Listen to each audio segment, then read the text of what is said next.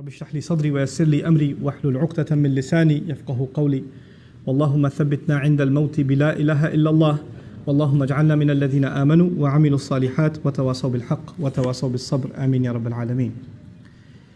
The intention of today's khutbah is to actually share with you part of just one ayah that belongs to Surah Al-Hadid. But in order to share some lessons from this ayah with you, I'd like to give you some context. This ayah belongs to the very middle of Surah Al-Hadid, and in the very middle of Surah Al-Hadid, Allah paints a scene of Judgment Day. Judgment Day is something that Allah talks about in many places in the Quran, and usually when He talks about it, He talks about people that are heading towards Jannah, the believers, and people that are heading towards the hellfire, the disbelievers.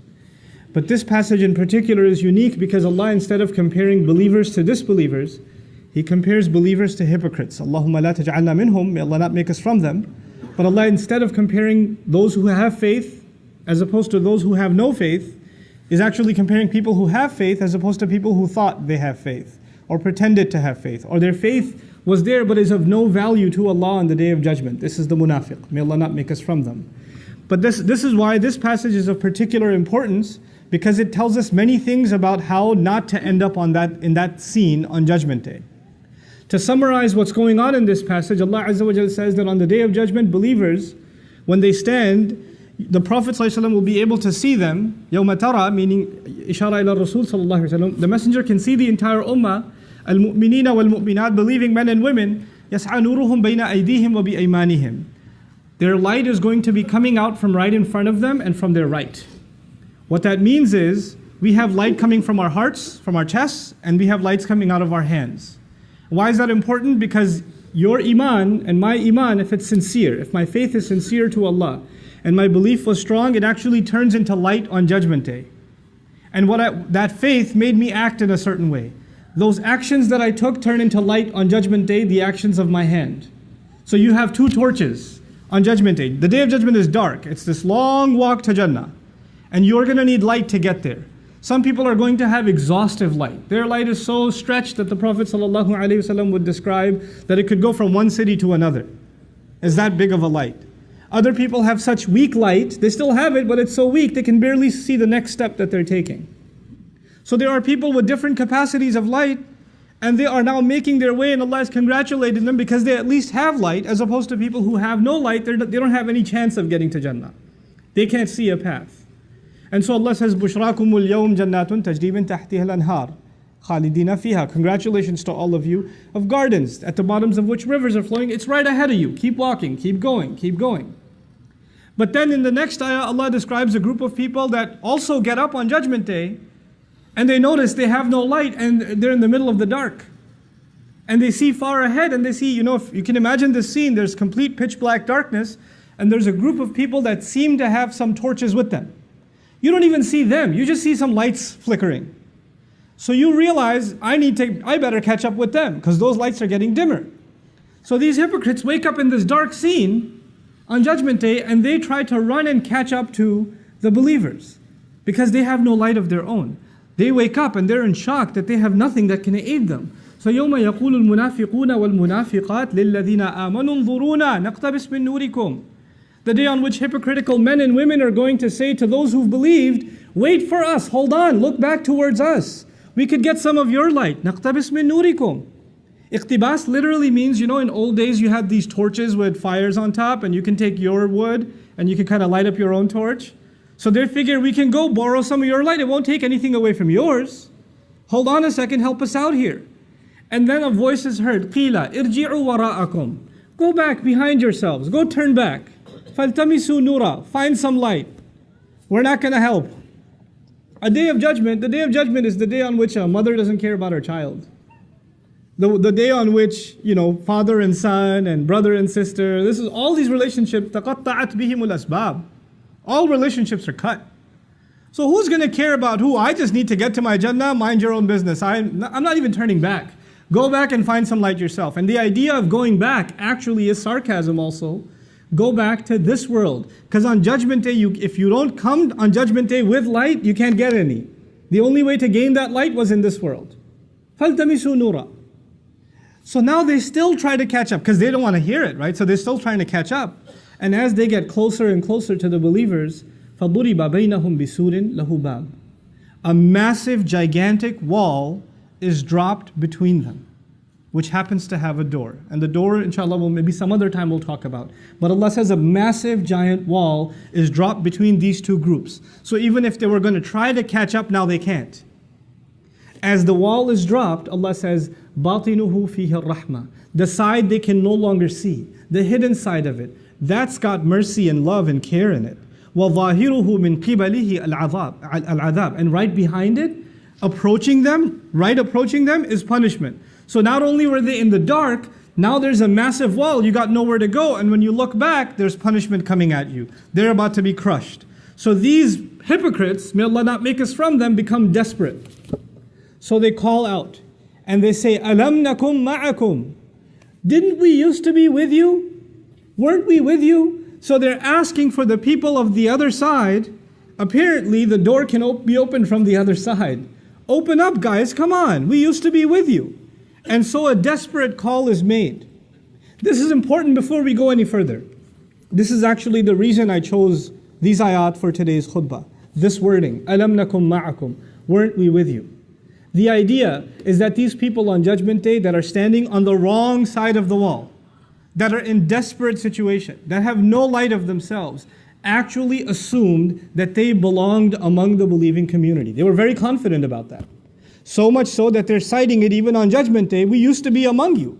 We prayed with you, we did business with you, we were friends with you, we were family with you, we were cousins with you. We went to the same college, university. We're all the same, guys. How are we separated today? Why is this separation happening today? And from the other side, this time, now that they feel safe, once the wall is dropped, not only do these people get overly terrified, the people on the other side feel far more secure, so they're not in a rush anymore, because now it's totally safe.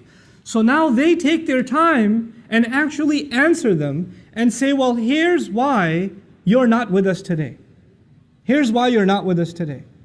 The first thing the people of heaven told them was, you have to go get some of your own light. فَالْتَمِسُوا نُورًا, find some light on your own. Go back and get it.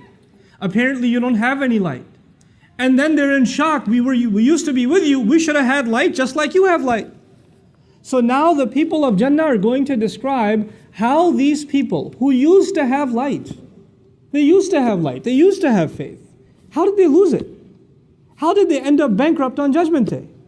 And this ayah is particularly profound because then it will give us an insight into how does someone lose their Iman. How does someone end up taking the most priceless treasure that they can have in this life, our faith, and end up squandering it and losing it. It doesn't happen overnight. You don't just lose your Iman. It's a process. And that process has been described in these timeless words. Bala, of course you used to be with us. وَلَكِنَّكُمْ فَتَنْتُمْ أَنفُسَكُمْ. However, you put yourselves, I'll do a rough translation first and I'll explain. Number one, you put yourselves in fitna, you put yourselves in trial. Fatana in Arabic actually means to put something to the test. Fatana is also used when you test the purity of gold and you melt it and impurities come out. Gold doesn't go through an easy test, it goes through a painful burning test. The idea of fatantum anfusakum, there are many lessons associated with it. For the purposes of this khutbah, I'll highlight one of them. You kept putting yourselves in situations where your faith gets tested. Try to understand what that means. You kept putting yourself in environments where you knew it was bad for you, but you said, no, I can handle it. I got this. You kept surrounding yourselves with friends that would do bad things, say bad things, see bad things, go to bad places, but you said, I'm not like them, I'm just trying to help them. And you kept going back into those environments. You kept getting into gatherings and places and situations. You kept putting yourselves in those places, assuming that it will not have any effect on you. It'll affect everyone else, but it won't affect you. The first step wasn't that these people just became disbelievers. It was actually bad company. They put themselves in questionable circumstances. And they assume that it's not going to have an effect. When you are, I'll give you a silly example, but it'll get the point across. If people do a lot of cooking at home, especially if you're a Desi household, you do a lot of cooking at home, the home smells like a lot of masala. But if you live there, you don't smell it. When somebody else walks in, especially if an Arab walks into your house, They feel like they're in some contaminated zone. It hits them really hard. But a couple of hours later, they're like, oh, it's just oxygen now. You understand? When you first put yourself in a bad environment, you might feel it. You might feel, this isn't good. This is going to mess me up. I don't think I should be here. Your heart will feel uncomfortable. But if you keep putting yourself in that situation over and over and over and over again, guess what? It doesn't bother you anymore. Somebody who smells, stands next to a smoker for the first time is coughing and their eyes are burning. But if they start smoking themselves a year later, that just becomes their oxygen. They can't even breathe normally without smoking. It changes them altogether. The first problem was you surrounded yourselves in a bad environment. فَتَنْتُمْ أَنفُسَكُمْ. What was the second problem? The second problem was وَتَرَبَّصْتُمْ. You kept procrastinating. Now what does that mean? That means you realized it's bad, and you also realized in your own conscience, I should change, but you told yourself, I'll change pretty soon, inshallah. I'm going to change. I know I have to change. I know this is bad. Just one more week, and I'm going to be a different person. Man, just this semester, I got these messed up friends right now, and I can't really make them upset, so I'm going to keep hanging out with them. But next semester, I'm totally doing a different schedule. I'm not going to be around these guys anymore. But let me just write out this semester. Just this one more month, I'm doing this. Just this one more weekend. Just this one or two more party. Just one or two more drinks. That you keep telling yourself just a little bit more, little bit more, little bit more. And then people tell, my favorite one, Ramadan is right around the corner. It's just 10 more months, 11 more months, Once Ramadan comes, man, I'll be totally different. And I plan to go to Hajj. Once I go to Hajj, you watch, I'm going to be a different person. But until then, just make dua for me. Tarabbastum. You didn't want to make a change today, right now. You assumed, not only are you putting yourselves in a bad environment, you're not ready to make a transformation right now. It's too much for you to be asked.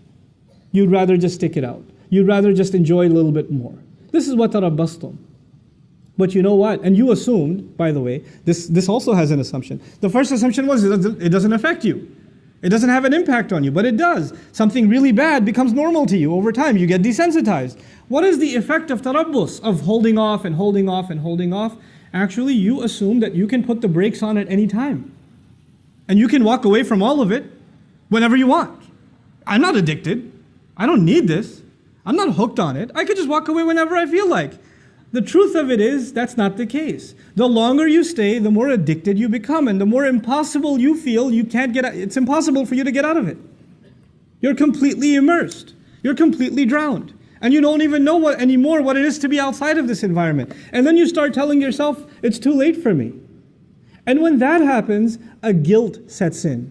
The guilt sets in that I'm pretty messed up. Man, I've been doing sins. I've been in this bad environment. I should have made tawbah a long time ago, but it's too late for me. And nobody likes to feel bad. Nobody likes to feel guilty. And then shaitan comes and says, why do you feel guilty? You don't have to feel guilty. The only thing that's making you feel guilty is this Islam thing. Islam says this is haram and that's a sin and that's a sin and you can't do this and you can't say that and you can't go there. Islam keeps making you feel bad, man. I want you to feel good. How true is Islam anyway? And now the thoughts start running in this person's mind, a man or a woman. Why am I even following Islam? It seems like it just wants me not to be happy. I just want to live my life, man. I just want to be free. I just want to be able to do what I want. I just want to be able to hang out with my friends. I'm not so sure about the Quran anyway. How do we even know there is a God?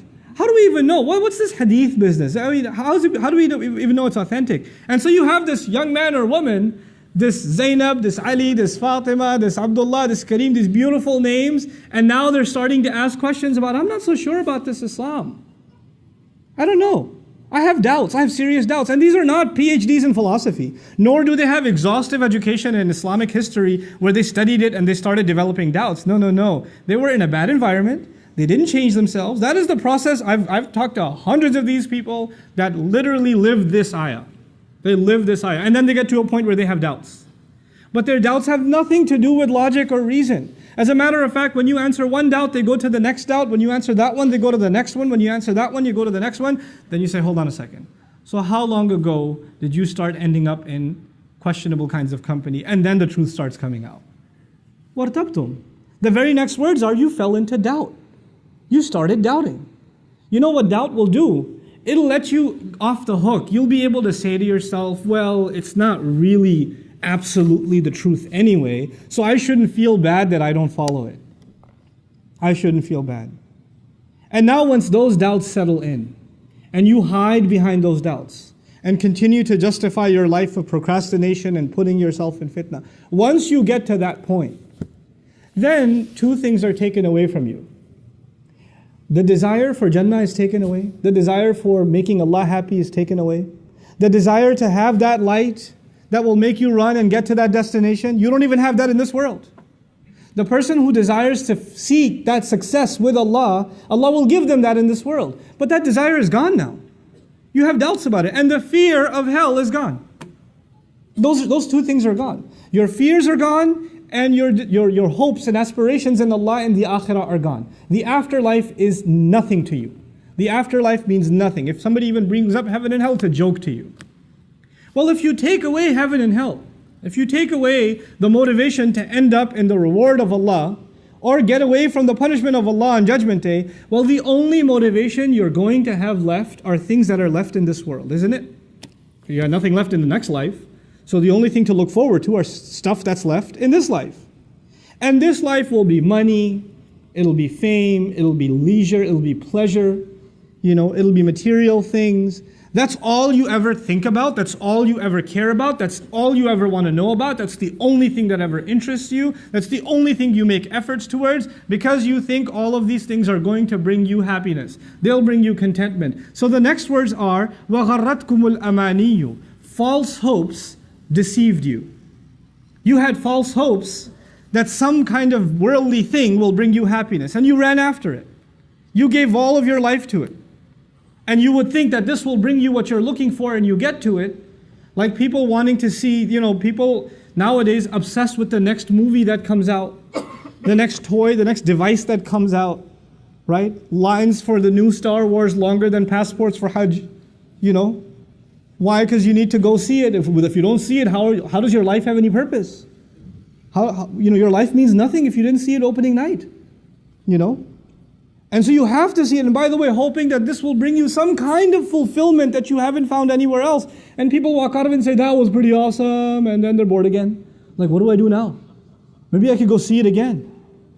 And then go see it again. They're like, well, not as exciting the first time, but still pretty cool.